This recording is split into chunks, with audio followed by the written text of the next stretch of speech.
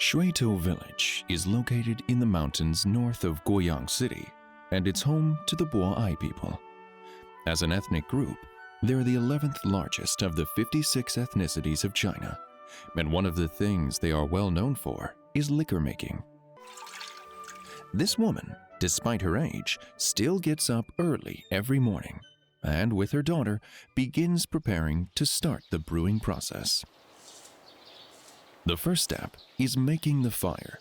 Controlling the heat is believed to be the most important part of the procedure and can often be the difference between a good and a bad liquor batch. Then, of course, the next important step is to cook the grain. In the case of glutinous rice wine, knowing how to cook the rice can be half the job done already. To make glutinous rice wine, the rice first needs to be soaked in clear water overnight for at least 5 hours. Then, while heating the rice, it's stirred to filter out any impurities. The glutinous rice is then poured into a bamboo tray with a fine mesh so the water can be drained out completely. Then, the rice is left to cool. Once it gets to about 10 degrees Celsius, it will be put in a pot. First, the rice needs to be stuffed in tight, and then a deep hole is made right through the mound. This is the most important step of the process. Its aim is to speed up the fermentation. Once the hole gets filled in by itself and disappears completely, distiller's yeast is added to the rice, and the container is locked airtight.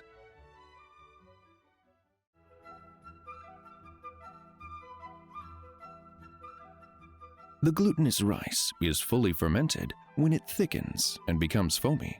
Liquor makers use a cloth as well as pouring spring water into the pot on top to adjust the temperature when required.